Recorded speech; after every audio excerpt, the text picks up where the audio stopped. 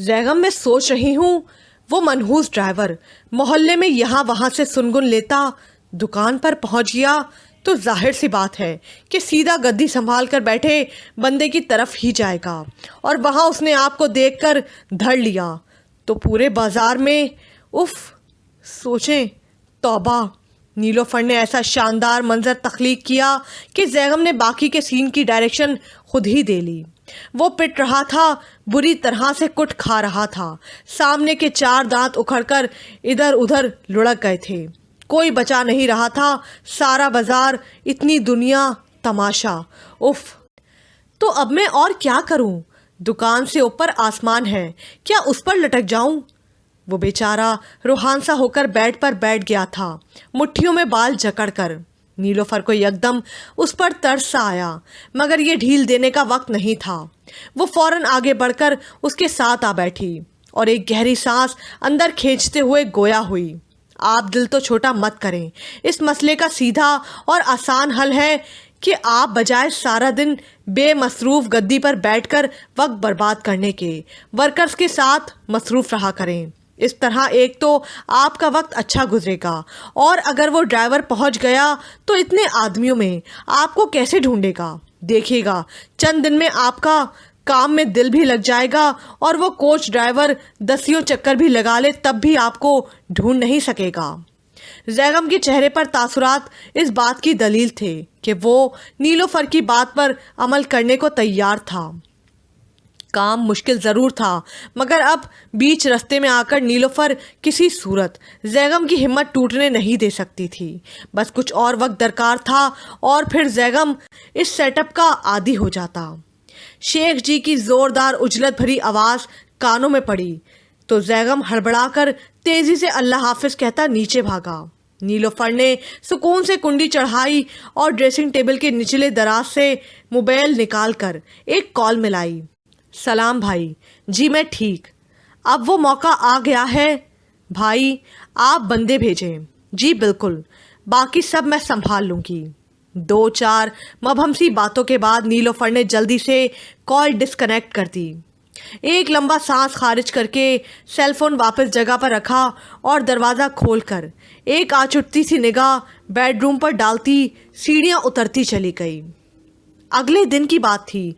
ज़ैगम को गए अभी 3 घंटे भी नहीं बीते थे कि वो हवास बाख्ता और फूला सांस लिए घर में दाखिल हुआ था। मुसरत बानो के तो हाथ पांव फूल गए। भतीरा पूछा, मगर ज़ैगम ने दांत से दांत ना उठाया। कमरे में जाकर बेदम सा होकर लेटा रहा। नीलोफर ने भी खुद से कुछ ना पूछा, इंतज़ार करती रही कि कब वो खुद ही कुछ बताता है। और हुआ भी यही कि जो ही ज़रा सा दिमाग ठिकाने आया तो खुद ही फरफर सब बताया। दुकान पर आज उसको ढूंढते ढांढते ड्राइवर के घर के पहुंच ही गए आखिर। वो तो अच्छा हुआ कि नीलोफर के मशवरे के मुताबिक वो गद्दी पर नहीं था, बल्कि बाकी वर्कर्स के साथ मुसलसल ग्राहकों को निपटाता रहा था। इस दौरान उसे ज़रा भी फुर्सत नहीं मिलती थी। अच्छा भला मगन था कि अचानक उसकी नज़र दुकान से बाहर गई तो सब कुछ नज़रों में घूम गया। 3 मोटे ताज़े हट्टे कट्टे बेनथने बैल जैसे गुंडे दुकान में दाखिल हो रहे थे। एक लम्हा लगा था उसे उन्हें पहचानने में। वो उल्टे कदमों वहाँ से खिसकता हुआ दुकान के पीछे स्टोर रूम में जाकर छुप गया था। पता नहीं कितनी देर बाद जब वो बाहर आया तो 1-2 लड़कों ने उसे बताया कि ज़ैगम भाई, अभी कुछ लफंगे से आदमी आपका पता करने आए थे। हमसे भी पूछा, आप नज़र नहीं आए तो कह दिया कि किसी काम से निकल गए हैं। वो दोबारा आने का कहकर गए हैं। इतना सुनना था कि ज़ैगम का रंग फक और तबक रोशन हो गए। मज़ीद ठहरने का यारा न था। अब वो नीलोफर को सारी कहानी सुनाने के बाद उसका बेहद ममनून था कि आज उसके मशवरे की वजह से वो पिटने से बच गया था। अगर वो गद्दी पर बैठा होता तो इससे आगे ज़ैगम की आंखों के सामने मुक्के लहराते थे, ठुड्डे पड़ते नज़र आते थे और पूरे जिस्म पर जगह जगह नील बहार दिखाते थे। नीलोफर ने ज़ैगम को कुछ देर आराम का मशवरा दिया और ख़ुद उसे छोड़कर नीचे चली आई। अभी मुसरत बानो को भी ढेरों तसल्लियाँ देनी थीं। وہ تو پہلے ہی اس کے لیے دل میں گرا لگائے بیٹھی تھی. بیٹے کی ایسی حالت تو انہیں مزید برگشتہ کرنے کے لیے کافی تھی، مگر اس سے بھی ضروری اگلے اسٹیپ پر عمل کرنا تھا، اور اس کے لیے نیلوفر کا ہوم ورک مکمل تھا. ٹھیک 2 دن بعد صبح 11 بجے کے قریب دروازے پر دستک ہوئی. چھوٹے نے دروازہ کھولا تو باہر آرڈر پر منگوایا ہوا سامان پہنچانے کے لیے آدمی کھڑے تھے. بازار میں ہڑتال کی وجہ سے آج شیخ جی اور زیغم دونوں گھر پر تھے. زیغم تو سو کر اگلی پچھلی ساری کسر پوری کر رہا تھا، جبکہ شیخ جی لنگی بنیان پہنے صحن کے بیچوں بیچ چارپائی ڈالے بیٹھے تھے. سر پر بیگم سے سرسوں کے تیل کی خوب جم کر مالش کروائی تھی اور اب چھوٹے سے پنڈلیوں پر تیل ملوا رہے تھے کہ درمیان میں یہ رکھنا آ گیا. چھوٹے کی اطلاع پر شیخ جی چارپائی پر لیٹے لیٹے ہی بولے، اوئے چھوٹے، جا کر کہہ دے ہم نے کچھ نہیں منگوایا، لے 10. بھلا شیخوں نے بھی آرڈر پر کبھی کچھ منگوایا ہے؟ شاباش. نیلوفر کچن میں مصروف تھی. سن کر فوراً باہر آئی اور واپس مڑتے چھوٹے کو روک دیا. وہ ابا جی، اصل میں نے منگوایا تھا کچھ سامان، یہ باہر میرا ہی آرڈر ہے. اس کے انداز میں جھجک تھی. اسے آج ڈیلیوری کی امید نہیں تھی، ورنہ کم از کم فوری سوال جواب سے تو بچ جاتی. اوئے پتر، کیا منگوا لیا تو نے، وہ بھی اتنا وڈا سا؟ میں آپ کو ساری بات سمجھاتی ہوں، فی الحال آپ سامان اندر منگوائیں اور یہ پکڑیں پیسے. نیلوفر نے مٹھی میں دبے نیلے کئی نوٹ شیخ جی کی طرف بڑھائے. یہ آپ ان آدمیوں کو دے دیں. اوئے پتر، اتنے سارے پیسوں میں تو میرا ایک واری فیر ولیمہ ہو سکتا ہے، بلکہ تیری نئی سس کو ہنی مون پر لاہور لے جا کر گھما پھرا کر واپس بھی لے آؤں گا. اتنے پیسے دیکھ کر شیخ جی کے ہوش کے ساتھ ساتھ خیالات بھی خاصی اونچی اڑان بھر رہے تھے. آہو ابا جی، یہ پیسے میری سلامیوں کے ہیں، آپ پلیز ان آدمیوں کو دے کر سامان اندر منگوائیں. ناچار شیخ جی کو جانا پڑا. آدمیوں نے سامان ڈیوڑی میں رکھا تو شیخ جی پیٹھ کھجاتے ہوئے بولے، ایدے وچ کی بلائے منڈیا. اس آدمی نے جواباً ہنکار ابھرتے ہوئے شیخ جی کے پیٹ کا جائزہ لیا اور بولا، یہ جس کو آپ کھجا کر بے حال ہو رہے ہیں، بس اس کو ہڑپ کر لینے والی بلا ہے اس میں. زیادہ چچورا نہ بن، سیدھی طرح بول، ورنہ سامان بھی رکھ لوں گا اور پیسے بھی نہیں دوں گا. شیخ جی کا طیش میں آنا لازمی تھا. مقابل بھی صورتحال دیکھ کر فوراً سنجیدگی سے سامان کی نوعیت بتانے لگا. چل پھر قیمت تھوڑی کم کر. شیخ جی بولے، فکس پرائس ہے جی، چل 2-3 ہزار تو کم کرنا، اتنی بڑی رقم ہے یہ. نہیں جی، فکس ہے، آرڈر پر منگوائے سامان کی قیمت طے شدہ ہوتی ہے. وہ آدمی زچ سا ہوا. چل میرا پتر، 1000 تو چھوڑ. شیخ جی نے پچکارا. او جناب، نہیں ہو سکتی. او یار، چل 500 تو چھوڑ. نہیں جی، آپ مجھے پوری قیمت دیں ورنہ میں سامان واپس لے جاتا ہوں. جا اوئے شودیاں، 200 ہی چھوڑ دے. شیخ جی کا انداز لجاجت زدہ تھا. اس آدمی نے جیب سے 200 روپے نکالے اور شیخ جی کی ہتھیلی پر دھپ کر کے رکھے اور بولا، یہ میں پلے سے دے رہا ہوں، اب مجھے میرے سامان کی پوری رقم دیں، وہ کمپنی کی ہے. چول ہی ماریا، لے پکڑ، بڑا آیا، دفع ہو جا فوراً، پھٹ لے ورنہ میرا غصہ پھوٹ پڑے گا. شیخ جی کی ٹون ہی بدل گئی. وہ آدمی حیرت سے دیکھتا پیسے تھام کر بڑبڑاتا ہوا واپس پلٹ گیا اور شیخ جی 200 روپے لنگی کے بل میں اڑستے ہوئے بڑے فخر سے سر دھنتے سوچ رہے تھے، آخر کچھ تو چھڑایا میں نے، ورنہ شیخ کیسے ہوتا. زیغم بڑی بے بسی سے اپنے سامنے پڑی رننگ مشین کو دیکھ رہا تھا. تھوڑی دیر بعد ایک نظر نیلوفر پر بھی ڈال لیتا، جو دونوں بازو سینے پر لپیٹے، آنکھوں میں عزم اور ہونٹوں پر شرارت لیے اسے دیکھ رہی تھی. یہی وہ بلا تھی جو نیلوفر نے آرڈر پر زیغم کے لیے منگوائی تھی. آٹومیٹک تھی، اچھی کمپنی کی، مگر زیغم کو اسے دیکھ کر ہول اٹھ رہے تھے. اسے کیا پتا تھا کہ 1 ہفتہ پہلے نیلوفر نے جو اتنی محبت اور مان سے اس سے موٹی رقم ہتھیائی تھی، یہ کہہ کر کہ آپ کے لیے سرپرائز گفٹ آرڈر کیا ہے، وہ یہ گفٹ تھا. اس سے تو اچھا تھا کہ وہ نیلوفر کو ایک خوبصورت سا لاکٹ سیٹ گفٹ کر دیتا. اتنی بڑی رقم برباد کرتی. زیغم کے دل سے تعصب ختم ہونے کا نام نہیں لے رہا تھا. نیلوفر اس کے چہرے کے اتار چڑھاؤ دیکھتی اس کے قریب آئی اور گہری سانس لیتے ہوئے بولی، ایک تو آپ کا فائدہ سوچوں اور ساتھ میں اتنی باتیں بھی سنوں. کیا حاصل ہوا مجھے اتنا کچھ کر کے؟ آپ تو راضی نہ ہوئے نا؟ اس نے شعوری کوشش سے آواز میں رقت پیدا کی. ایسا نہیں ہے نیلو، مگر میں اتنا سیاپا نہیں کر سکتا. مجھ سے کہاں ایکسرسائز ہوتی ہے، اور اماں تو مجھے ہرگز نہیں کرنے دیں گی. ان کو تو میری باڈی بے حد پسند ہے. زیغم کے لہجے میں فخر اتر آیا تھا. نیلوفر زچ ہو کر بولی، باڈی نہیں، وڈا سارا باڈا ہے آپ کا. کس خوش فہمی میں ہیں آپ؟ آج اسی باڈی کی وجہ سے 10 قدم چلتے ہیں تو سانس پھول جاتی ہے. مشقت والا کام آپ سے نہیں ہوتا، سستی آپ پر سوار رہتی ہے، ہارٹ بیٹ آپ کی نارمل نہیں رہتی، اور پھر سب سے بڑا نقصان اس خوبصورت باڈی کا یہ ہو رہا ہے کہ اس کی وجہ سے آپ اس کوچ ڈرائیور کے ذہن میں سما گئے. ہوتے کوئی آپ بھی سلم اور اسمارٹ تو وہ کبھی آپ کو اتنا نوٹس نہ کرتا، اور آج اسی باڈی کی وجہ سے کہیں بھی اچانک وہ سرے راہ آپ کو ٹکرا جائے تو کیا آپ فوری بھاگ پائیں گے؟ نیلوفر نے جوش سے پھولتی سانسوں کو ہموار کیا اور ایک ایبرو اچکائے اسے دیکھے گئی. زیغم کے چہرے پر سوچ کی پرچھائیاں تھیں.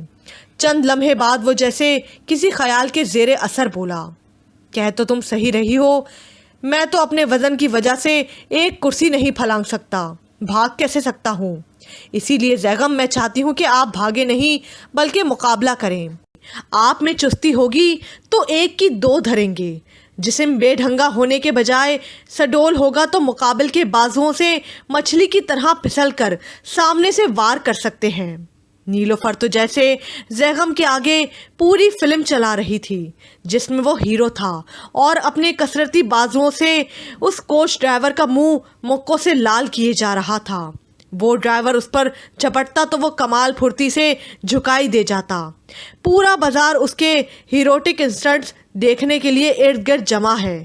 وہ ڈرائیور کو یہاں سے مارتا، وہاں سے پچھاڑتا اور خود ہاتھ نہ آتا. واہ!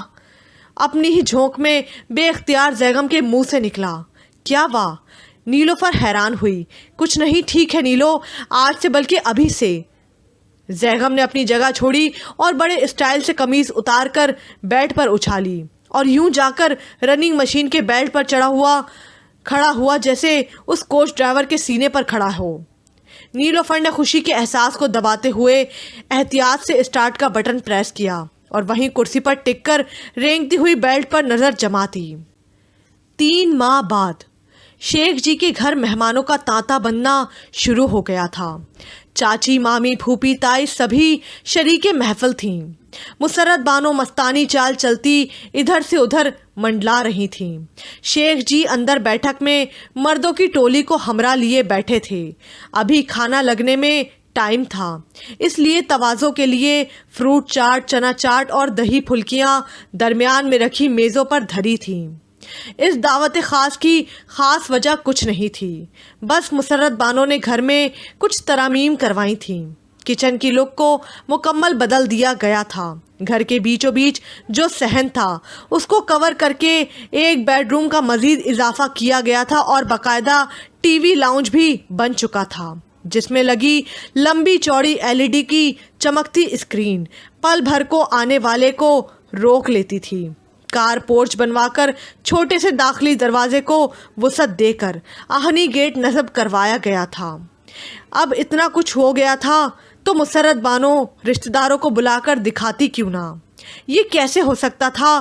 لہٰذا اب جب کہ سب نے گھوم پھر کر خوب اچھی طرح سارے گھر کا جائزہ لے لیا تھا تو مسرت بانو کو ٹھنڈ پڑ گئی تھی، مگر ابھی اصل شے کو پردہ سمی پر جلوہ افروز ہونا تھا. بس ذرا انتظار. وہی کار پورچ میں سب سے کٹ کر 3 نفوس اس وقت کھڑے نسبتاً ہلکی آواز میں بات چیت کرنے میں مگن تھے، اور وہ تینوں افراد تھے نیلوفر، صبغہ اور نوید. میرے پاس حقیقتاً الفاظ نہیں ہیں صبغہ اور نوید بھائی کہ میں کس طرح سے آپ کا شکریہ ادا کروں. ایک کام جسے میں آخری حد تک ناممکن خیال کرتی تھی آج صرف آپ دونوں کی وجہ سے ممکن ہوا. نیلوفر کا عاجزی اور تشکر سے بھرپور لہجہ اس کے احساسات کی ترجمانی کر رہا تھا. صبغہ نے آگے بڑھ کر اسے خود سے لگایا اور بولی بھائی کی فکر صرف تمہیں ہی تو نہیں تھی نیلو، ہم دونوں کو بھی تھی۔ سچ کہوں تو میں امی اور بھائی کو سمجھا کر ہار چکی تھی۔ یہ تو جب تم بیاہ کر یہاں آئی اور تم نے مجھ پر اپنے ارادے ظاہر کیے تو میں نے بھی دوبارہ امید باندھ لی۔ ہاں، نوید کا ضرور شکریہ بنتا ہے کہ آخر کوچ ڈرائیور کی طرف سے بھیجے جانے والے گنڈے انہی کے تھے۔ صبغہ نے شرارت سے نوید کو دیکھا تو وہ کھل کر مسکرا دیا اور بولا بھائی یہ کون سا مشکل کام تھا، فیکٹری کے ہی 2-4 صحت مند سے بندے بھیجتا رہا ہوں زیغم کو دھمکانے کے لیے۔ ہاں، نتائج بے شک توقع سے زیادہ مثبت رہے، باقی تو آپ کی لگن اور عزم تھا بھابھی جس نے آج آپ کو یہ دن دکھایا۔ نوید نے پورے دل سے نیلوفر کو سراہا تو وہ شرمندہ سی ہو گئی۔ کوئی ان تینوں کو ادھر یوں کھڑا دیکھ کر ٹھٹک نہ جائے، اس ڈر سے صبغہ نوید کو 2-4 ادھر ادھر کی باتوں کے بعد اندر لے گئی، جبکہ نیلوفر وہیں برآمدے کی سیڑھیوں کے اوپر والے اسٹیپ پر ٹک گئی۔ کچھ دیر میں اس کے میکے والے پہنچنے والے تھے۔ وہ نوید اور صبغہ کا احسان جی جان سے مانتی تھی۔ اس میں کوئی شک نہیں تھا کہ جس طرح سے اس نے زیغم کے دل میں کوچ ڈرائیور کا خوف ڈال کر اس کی سست رفتار زندگی کو ایک نیا موڑ دیا تھا، اگر کوئی مددگار نہ ہوتا تو وہ اکیلی صرف اپنا سر ہی پھوڑ سکتی تھی۔ سوائے اتفاق کے صبغہ نے اس کی پریشانی بھانپ لی اور پھر وہ اس پر مکمل طور پر کھل گئی۔ اس کے گھر کے افراد میں صبغہ اس کی سب سے بڑی مددگار ثابت ہوئی۔ ان دونوں نے مشترکہ طور پر زیغم کی بہتری اور بھلائی کے لیے کام کیا تھا۔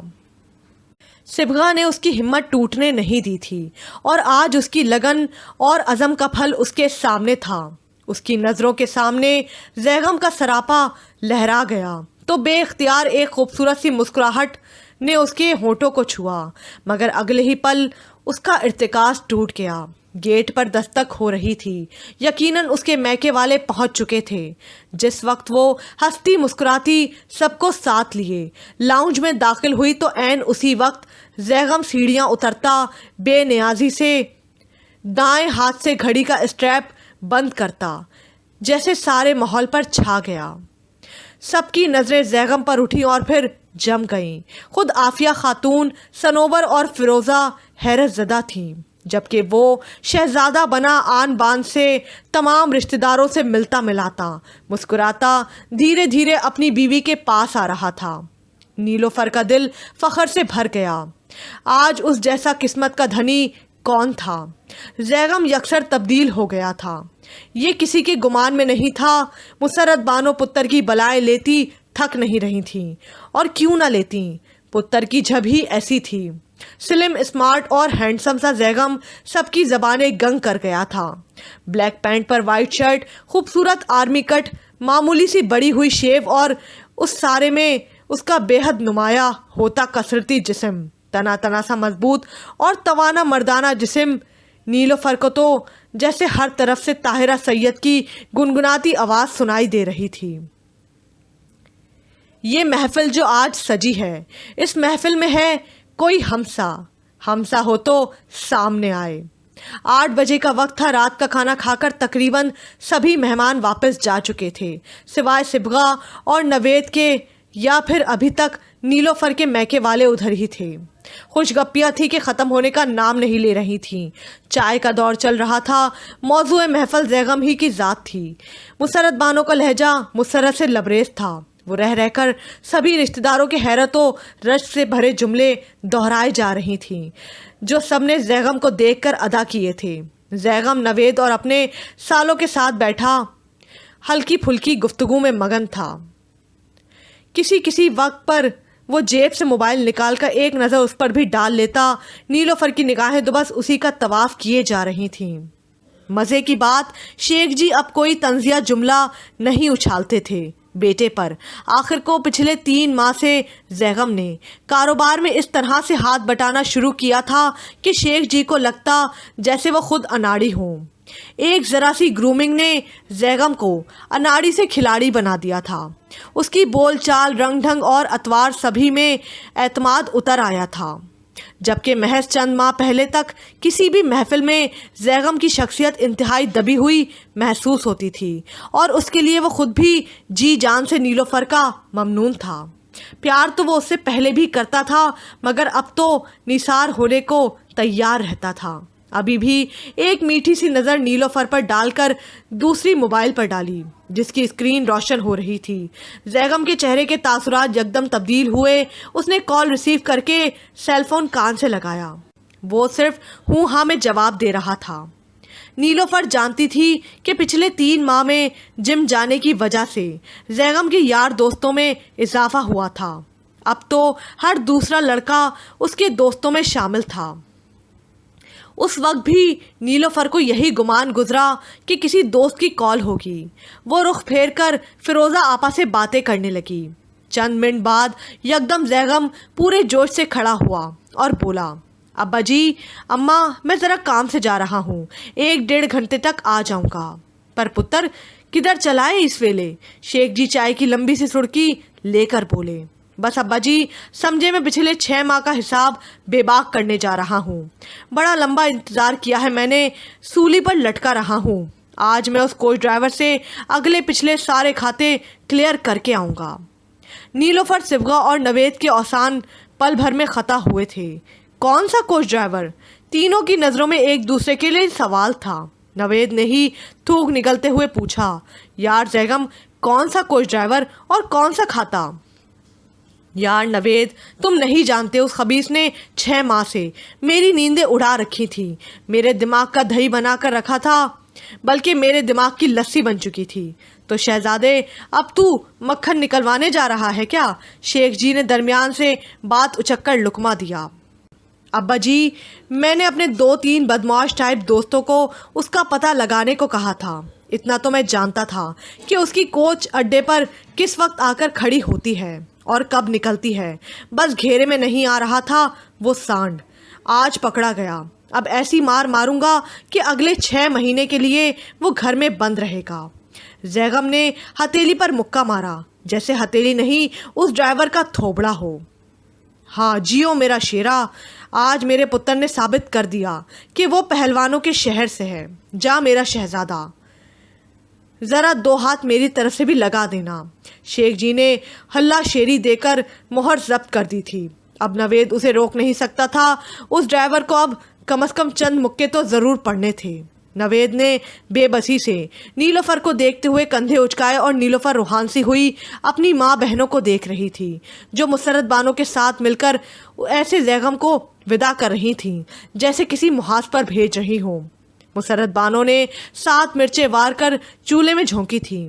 عافیہ خاتون نے 500 روپے کا نوٹ وار کر صدقہ کیا اور سالیوں نے آیت الکرسی کا حصار باندھا، جبکہ دونوں سالے ہمراہ ہو لیے کہ زیغم بھائی ذرا ہمارے ہاتھوں کی صفائی بھی کروا دیں۔